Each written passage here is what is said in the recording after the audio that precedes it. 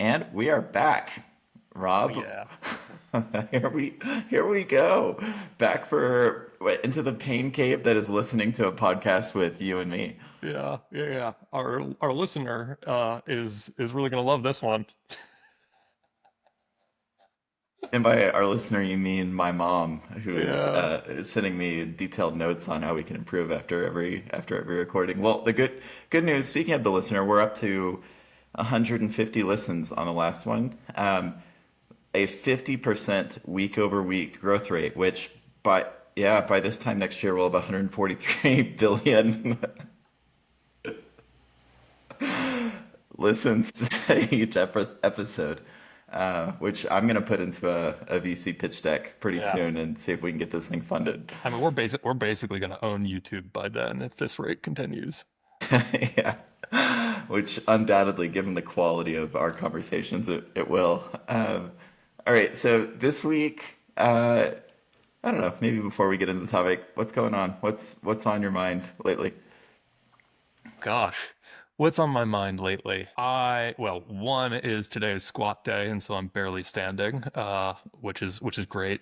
And next week we're gonna have a fun chat about uh, heavy weightlifting and how it relates to startups. But uh, this week, I don't know, man. I've been really focused on articulating this concept of the toll booth for like months. I've like mentioned it for months and everyone's like, "Oh, that's the coolest thing ever. Could you say more about that?" It's like, "Not yet because I don't quite understand it." And so, maybe we're there now. We'll see. Yeah, I'm definitely on camp interested in toll booth. Don't 100% understand it. So we're gonna walk through this as if I were a 12-year-old, basically, like brick by brick. But one other thing on weightlifting, that's like for our audience member. Our strategy is to go after both the weightlifting crowd and the early stage startup founder. Yeah. The Venn diagram there is uh probably just your mother still. So for some reason. Yeah. I can never share this video with my family now, but all right, let's jump in. So today we're talking about toll booths, which this is we're really focused on like go to market. We're going to talk a lot about pipeline. Rob, can you help us unpack like before getting into toll booth, when we're talking about like early stage founders, startups, tech, B2B, when we talk about go to market, like what are we actually saying? What do we mean? Yeah, it's just like how do we get people who could be customers to talk to us? And like that's what pipeline is. It's just all about how do we get them to talk to us or to come to our website. But generally, it's like how do we get people into a sales conversation or into just like a Zoom call. And then there's questions of okay, after that, how do we convert them into customers? And then how do we convert them into happy customers who don't churn? But for the purposes of this, we're just focused on the like, how do we get people to talk to us, know about us? How do we get them into our pipeline? So the go to market would be what are we doing in order to create that? The pipeline itself is then the clients or the potential customers who are considering buying it. Is that the right way to think about that relationship? Yeah, sure. We don't have to be too like religious about definitions here. Like, so some people will define go to market as your strategy for getting people to talk to you, convert. Like they'll talk about it as the whole thing. I don't even know. I think some people include customer success and delivery in that. Some people don't. So to just think about it right now as how do we get people to talk to us who might potentially buy our product? Gotcha. All right, cool. Well, let's get into. We're gonna want to hit toll booth, but why don't we start with like conventional wisdom Yeah. around like lead gen? You in your blog post, you talk about the customer acquisition cost, about diversifying the approach. Talk about like how has it traditionally been taught, and then we'll get into like why that is not a great strategy. Yeah, I think like go to market and pipeline and like all this stuff is the most obnoxious section of the internet of people talking about this because there's just like a million different ways to think about it. Some people are shouting, AI agents are the future. Here are the 17 AI agents I've built to fully automate my whatever, right? And then there are other people who are like, well, you need to have this complicated diagram of all these different components for a functional go-to-market system. And so there's just like a lot of noise out there, what I found. When I've talked to people who are actually in the weeds, the dominant sense is that we kind of have to do a little bit of everything. By which I mean, we got to do outbound, and we've got to do blog posts and inbound, and we've got to do ads because buyers are kind of everywhere, and we just need to get in front of them as many places as possible. And then we'll just kind of like do the math afterwards and see, okay, what things do we think are contributing to this? Like, how do we think all of this kind of like works together? And because we're doing a little bit of everything, we hope something works. And we just look at the demo numbers per month, and it's like, okay, demo numbers divided by cost. That's how we kind of figure out if we're efficient or not. And there's like a little bit more to it, but it's just generally like the bunch of tactics we're doing. Let's measure the overall effectiveness of it under the hypothesis that like something's got to work. Yeah, like with SEO is the thing that like comes to mind immediately around this. Like everybody, as soon as you launch a website, you get 14 emails from Squarespace or whoever your provider is that's like, "Are you SEO optimized?" And then you'll get a bunch of inbound stuff, which seems like the definition of, I don't know, maybe if I write about this, the person will find me who is imminently going to buy. They're going to see the genius of the product that I have, and rather than like an intentional focus on talking with people to understand exactly what it is that is going on in their startup's journey that or their company's journey that makes them want to need to buy something. Yeah. Yeah, I mean, I think there's like the kind of smart version of what I talked about is like people are generally searching for things, right? They're searching for our competitors. They're searching for whatever. So let's have a dedicated SEO strategy focused on that set of things. Okay, that's how we're doing SEO. But we're also going to do outbound because we know that not everybody searches. And so why don't we just get a bunch of people cold call, do a parallel dialer and call 1,000 people a day and see if we can't get a couple demos out of that too. And so it's just kind of it's a set of things that we're doing a lot of different things that all kind of seem to work Yeah, or and don't. why? And why is that like that? I mean, it sounds logical. Like if you talk to anybody and go to market, they're going to ask you if you're going to do these four things because they worked for some company and maybe they're the right answer for you. Why is that the wrong approach? It's not necessarily the wrong approach. It's just an expensive approach because what will tend to happen is you'll get you're doing a lot of work. You're getting people to talk to you at a certain price, and not all of those people are your best fit customers who need to buy right now. And so, right, you're just kind of you're spreading your approaches out. And so, each the kind of current method is fine. It just tends to be quite expensive, takes a lot of people and effort, and it's not quite clear. It's like it's a strategy of doing everything, which makes me personally uncomfortable. And I think once you see what demand is in this kind of like case study model and this framework, there is another path that you can take. One where you make more consolidated bets that other people kind of can't do. Yeah, let's jump into that consolidated bets thread, and I assume there you're talking about like the toll booth. Yeah. Yeah, yeah. Why don't you give the overview of like what is a toll booth? Like what do you mean when you say that word? Yeah, let's first just do a quick recap on like this idea of demand. So basically, think of demand as somebody has a project on their to-do list that they are actively prioritizing, where they wind up buying your product as a result of that. Okay. That's like what demand is. Now, these projects don't just randomly appear on people's to-do lists. They are forced onto there. Some set of things happens in their world that causes them to have this project on their to-do list. And those causes replicate across your customers. They are things that are knowable. Like you can know when somebody is about to need to buy your product. If you know when somebody is about to need your product, and you know that that happens the same way for a lot of different people, you can just target that moment, that situation when they're about to prioritize it, and design your go-to-market around that exclusively. And so I think like we can jump into an example here. I really like the samurai sword example because I think it's like hilarious. It's kind of like, you know, as we've like currently described it, it's just kind of like theoretical. The samurai sword makes it super practical. And this might be the only time we ever get to talk about a samurai sword, so Yeah. we should definitely take advantage.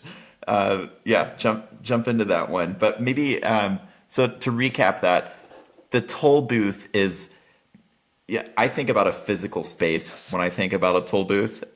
You write about like it would be weird to put a toll booth in Siberia because you're never going to collect any tolls there. Uh, it's kind of a physical space. It can be a physical space. It can be a medium. It is more than that, though. It's something that happens that you are present at that moment. And so there's like it's kind of a little bit amorphous, but Yeah. it's more about like the demand instance. Yeah, it's like in a situation when somebody has demand, you want to put a toll booth there. And that's not like they might just be at home, right? And so you're not going to literally put a toll booth in their house. Like that's not the concept. The concept is when they have demand, you want to figure out a way to make it weird if they don't talk to you. Yep. Cool. Which is a combination of like awareness and messaging almost, or like arriving at that. Yeah, it's doing something weird so that like again, we're going to get into a samurai sword right now, which is not quite messaging.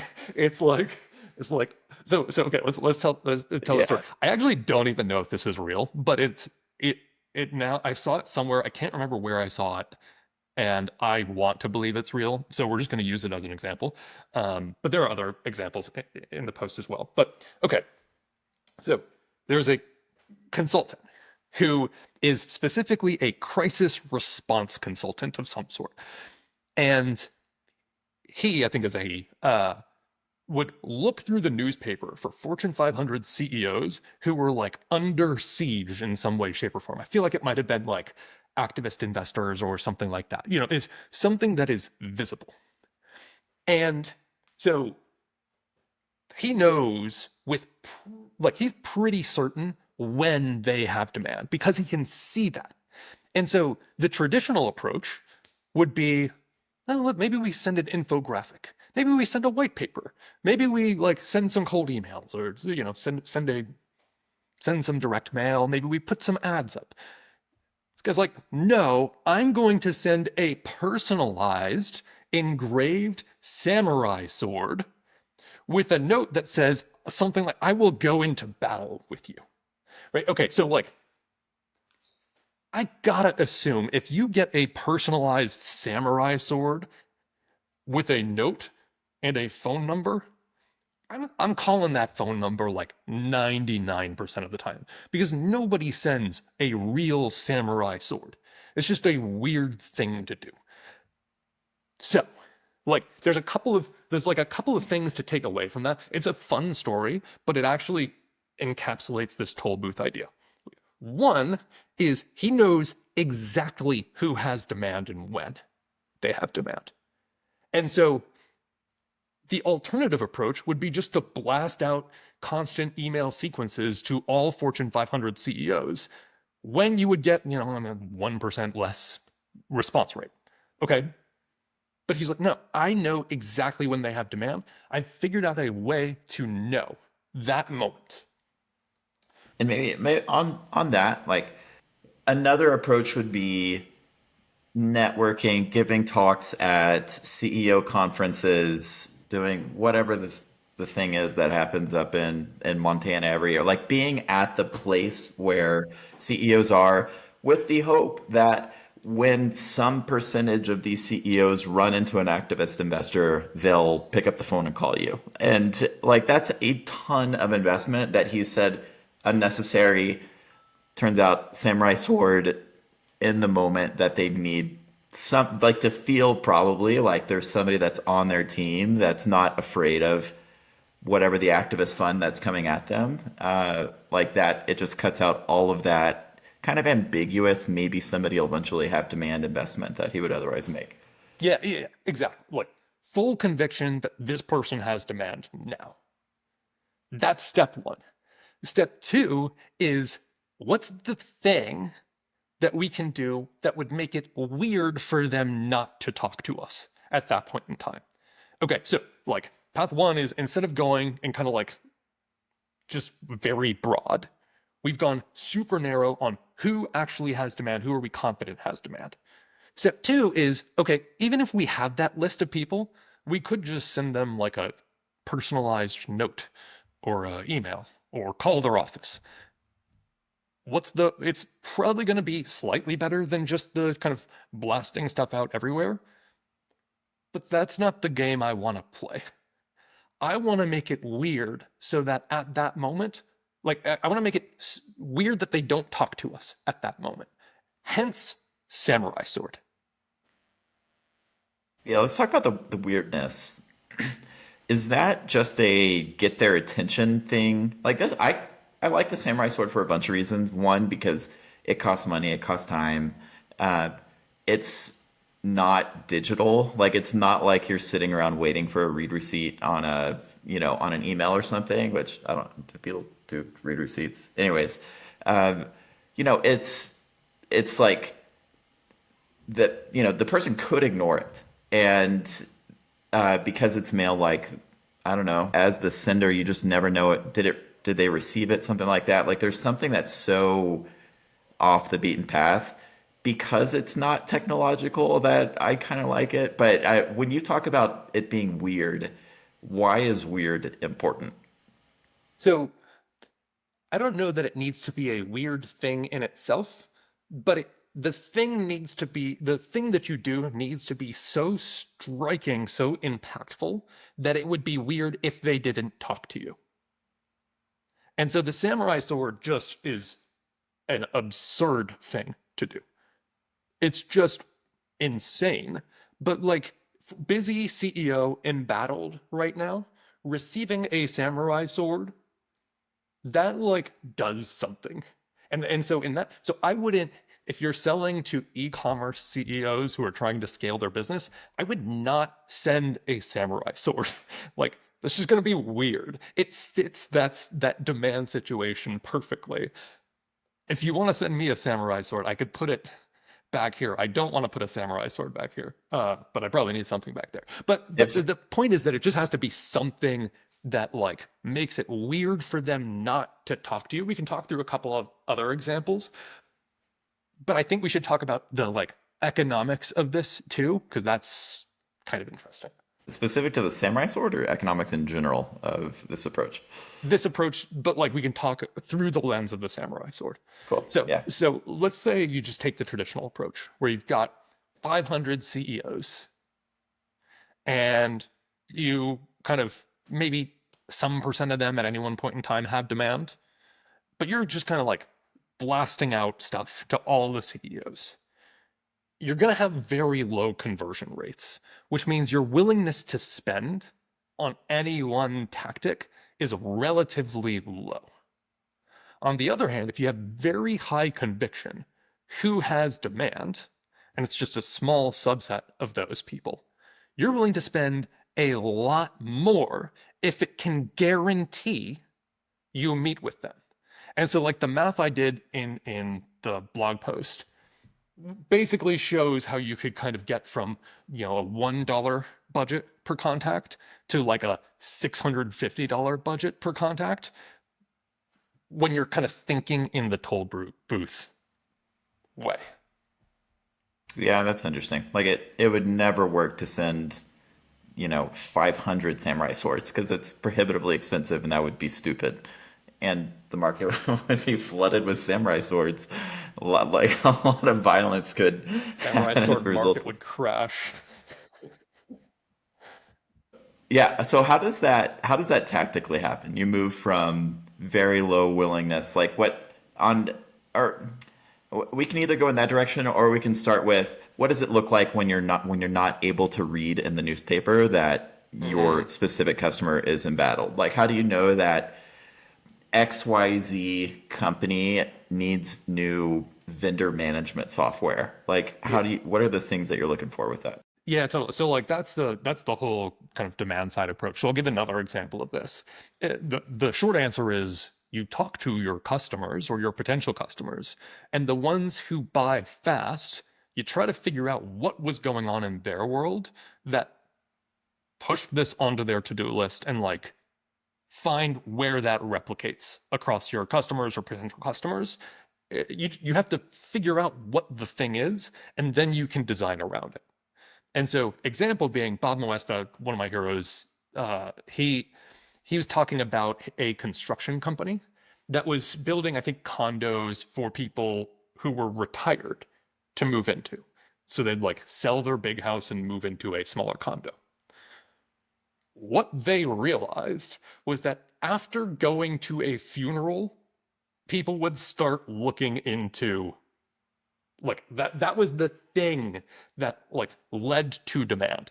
And so they started advertising like their approach on that was okay, how do we find like we're not going to go and picket funerals or like put ads at funerals or whatever like but we can put an ad like we can just advertise in the obituary section of the newspaper. And so that in that case, the toll booth is in the physical space actually of like where the obituaries are published, or maybe as that's gone digital, like advertising on those specific like obituary websites. But where, maybe more generally, it's where are people going to be after or at the event of a loved one's death or of an acquaintance's death, and like where is their attention going to be, and I should be like right there. Yeah. Yeah, in like the least creepy way possible. Yeah. Thinking about some of the founders that you've worked with, are like pushing a little bit more on the B2B software side of things. Like, what have been some examples of after talking with X number of customers, selling into a few of them, finding a common characteristic, and then going after that? Yeah, so one like very simple one is a startup found that they were getting a lot of leads that closed very fast from consultants. And that basically these consultants would come in, they would deliver a report, and then the company, it would be on the company to implement whatever the consultant said. Well, their software was a perfect fit to deliver on that thing, and companies were failing to deliver on it themselves. They were getting pissed at the consultants. Consultants weren't getting referrals, like, and so these consultants would just pull them in and bring them in. So it's like, okay, cool. What if we just focused on distribution through consultants like these? And so their toll booth approach just became, we're just going to partner with a bunch of consultants. Yeah, and let's use that to bridge into how does that drive down, or how does that make it so that you're willing to invest more in that consultant relationship, or like what does that look like from a cost of acquisition standpoint? Yeah, so like let's say you have a CAC budget of like $1,000 per company that becomes a customer. Like that's most people have a higher CAC budget than that, but we'll just use it as a round number. So if you're doing a bunch of outreach to a bunch of people who probably don't have demand, you're doing a bunch of different things, your willingness to spend is like generally quite low on any specific tactic. But if you know that these consultants can bring you a client a month or a client every 2 months or whatever it is, then it's like, okay, if they're bringing me a client a month, I could just spend something like $1,000 minus maybe some other whatever. Um, but I could spend basically $1,000 a month on them, and I could do things with these consultants I don't know what it would be, but like how maybe I could fly out and spend a week with them so that they are like huge rabid fans of us. Maybe I could co-author a book with them. Maybe I could, there like all these things I could do to put a toll booth with these consultants. And it feels, when I think about it, like part of it is the financial, you know, cost per, customer that ends up converting. Another part of it is just time and attention. That seems to be like baseline. Your company is spending money developing a product or running, you're paying team members, you're probably paying for things in your life. And so like when you find the toll booth, it's like, okay, thank goodness. I don't have to like it cleans up your funnel. Like it means that your time as the founder is spent on much higher probability of conversion conversations. And even if they're not converting, you're learning intentionally and in a direct line to improving that. And so, if your calendar's blown up, maybe it's not actually the dollar per customer that you care most about. It's improving the quality of like the insights that you're getting in order to direct your startup. Yeah, and I think too, like the toll booth is really only something you can do after you have product market fit or some semblance of it, because you have to know what demand is. And the core part of product market fit is figuring out what demand is. And so this tends to be something you do after you've kind of figured it out. And then Hmm. then yeah, totally right. It consolidates your effort. Like Datadog I talk about in the post, they just did conferences from 0 to 100 sales reps. Can you tell us like what is Datadog? Like Yeah, let's start there. it's something sold to like CTOs for observability monitoring. And so if you are a CTO or engineering leader and you want to monitor your software, you plug in This Datadog this and episode's sponsored by Datadog. I wish, yeah, yeah. Um, Just kidding. Not no, not sponsored. I don't know if that's like a legal thing, but don't sue us, Datadog. yeah, please don't. Um, this they talked about this publicly, so they can't sue us. Uh, I'm sure they can, but They I probably don't. can. Yeah, We'll good have to luck. get our attorney is also my mom though, so we'll have to loop her in. Yeah, there we go. But like, okay, so what they found was that conferences just worked super well for them because when CTOs were considering, like, when they had demand, they would go to a conference. And so conferences for them were kind of like fish in a barrel. They were their product was like really well designed to do well at conferences, and so it just worked for them. And so they're like, all right, we could do a bunch of different things, or we could spend every possible profitable dollar on conferences until we can spend literally no more dollars on conferences. And at that point, we'll start to figure out the next thing. Yeah, and let's talk. I think this one's really interesting because it's like it's a physical space. It's a toll booth. It's also, you write about how it's a single channel strategy, and there's a difference between a toll booth and a single channel. Like I don't personally like right now. I don't totally get the difference between those two things. So help me understand it. Yeah, yeah, yeah. So, the like a toll booth strategy is attacking a demand situation to make it weird when somebody has demand for them not to hear about you. A single channel strategy is saying conferences work, let's just do more conferences. They might overlap, which I think they did in Datadog's case. But, right, like think about, let's go back to our samurai sword. Sending samurai swords, we'll just call that a version of outbound. But that person, they're trying to own the situation of you are in a crisis. So the next thing they would do might not be more outbound. It might be to write the book or to write the thing these CEOs can't not read for just before the crisis, or when you the thing for the best thing that's ever been written on dealing with activist investors. Yeah, that's interesting. So it's like you can actually approach that demand instance from multiple angles. Like one is like send the samurai sword. Two is, you are at the activist investor conference that the person only goes to when they know that that's a concern. Another one is you write the book on activist investors. Are each of those toll booths, or is it like there's one toll booth that you've got three people stationed at, or I don't this might be know. overly technical. Yeah, I I made this up. So let's be clear. All right. Well, if that doesn't inspire confidence in our four listeners, then I don't know what will. So the There's actually some thinking behind it. Like my take is that the toll booth is attacking a situation. And so you can attack that situation from multiple angles, but what we are doing is we're saying at the moment when an activist investor is dealing with a Fortune 500 CEO, we're going to do everything in our power to make sure that it would be weird if they didn't talk to us at that exact moment.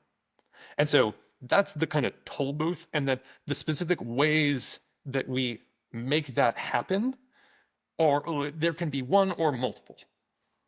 Yeah, I like that. And so it's really, I mean, it's how you start the post, but it's the first step is necessarily here's the demand event that happens. Like the second that the thought crosses a buyer's mind, like I need to accomplish X, and it's making sure that you're doing everything you can to be at that specific moment. And then we're all time constrained, capacity constrained, attention constrained, experience constrained. And so it's, maybe it starts with one strategy and it branches out to be more creative as you learn more about other ways that, these CEOs, for example, are looking for resources. Yep, I think that's right. And so for Datadog, it's the combination. It's like what the conclusion you draw there is like not everybody who goes to this particular conference or to these conferences is passing through that like moment. They don't all have demand. However, a bunch of them do. And one of the reasons why somebody might go to these conferences is they're looking for a solution to X. And so that makes it like the right place to put a toll booth for those specific people that, are bringing that demand into that space. Yeah, yeah. I think about it this way. Not everybody who's going to the conference has demand. But if you have demand, you're probably going to the conference, which means it's a good place to put a toll booth. Yeah. And that's why even with like the right messaging, in a virtual space, LinkedIn outbound, they might have the right indicators. They're not actually looking for it though. And so like some percentage of your LinkedIn outbound is like, they're just not like that. They're not looking for the thing. But the important thing is that the ones that are looking for it are also receiving your messaging, and it's crafted in the right way to get their attention and to make it weird so that they don't respond to you. All right, cool. Other things that we want to, before we wrap and summarize, that you wanted to hit, Rob, that we haven't gotten to? I think what the other this just like gets increasingly weirder the more you go down this path, because you can just your go-to-market strategy could look nothing like other people's. Right? You could just write a book that you send to a bunch of people. You could, you do, and then your sales process becomes probably different. It is shaped around that moment, which means it converts better, and you don't have a bunch of the kind of like demos that are just tire kickers coming in. And so there's all these implications of designing around demand and like really nailing that demand situation that I think are cool. The one thing I'll say is that it really does take guts to go all in on this. It feels safer to do a lot of things when in fact I don't actually think it is. Let's. There's like a chicken and an egg thing here that I've been trying to figure out. It's like the you know maybe you actually have to start by doing a broad range, and Yeah, then yeah. as like you narrow, and then it's like how do you know when it's like okay, this is where I need to be putting my toll booth versus I need to experiment for a little while because I don't, right. I'm sitting here right now, Rob Snyder, and I don't know where my toll booth should be, but you're telling me I should put it somewhere. Like, what if I'm just totally wrong? Yeah, totally. So what needs to happen is you need to know what the demand situation is and be like willing to bet on that. And so the way you figure out what your demand situation is you look across your customers and the people that you're talking to and see who actually pulls when. So what will happen sometimes is people will like you'll have a first call with somebody and they'll ghost you for 6 months, and then they'll come back and say, we need this tomorrow. It's like, okay, something happened there. And so, yeah, you do generally need, you don't start out with a toll booth. You start out pretty broad, talking to a bunch of people, and then some of those people will pull and be like, oh, that's interesting. Some of them will turn into customers, some of them will turn into satisfied customers, right? And that's kind of like the earlier stage when you're getting to your first 100K, 200K, 500K ARR. By that time, you likely have a kind of breadth of different kinds of customers, but you're starting to see the patterns behind them and the patterns before that like lead them to having demand. And that's the point when you're like, okay, I've seen enough reps. I know that if this kind of person comes to me and says this kind of thing, they're going to buy right away. The deal is mine to lose. They consider these different options. We are obviously superior. They've just gone through this thing. And it's like, okay, cool. It would be a waste of resources for us to not just invest in that thing. Yeah, and it feels like that, that might take some experimentation at that point. It's like even when you really deeply understand demand, like what's the thing that happened that we're going to win at if they're talking to us, then it's like okay, there's a couple ways that we could be there, and you might need to experiment. Like Datadog probably didn't know. They probably went to a conference for the first time, and the rep walked away and was like, oh wow, I've got 8 customers, 6 of whom converted or something like that. Like it ended up being a big opportunity, but they might have been doing, Yes, yeah, they like were. some They were. SEO They were. stuff and yeah. They were. Yeah, they were. They were doing a bunch of different things, and I think the story goes they're doing a bunch of different things. The CMO, I don't remember who he was talking to, but CMO was basically like talking with someone, and they're like, "Well, if we just did one thing, what would we go all in on?" It's like conferences. Cool. Let's just do conferences, and that's what they did. Love it. Love it. Well, why don't we, if you don't have anything else there, I think that's a good place to leave off until next week. We'll put the link to the blog in the show notes. Uh, if you've got comments, drop them in there. Again, like can't promise that we'll read them or be aware that they exist, but if so, then we'll, maybe if drop a question in that you want Rob to talk about, maybe we can add a mailbag component at some point. Cool. Anything else, Rob? Nope, all good. All right. Sweet. See you later.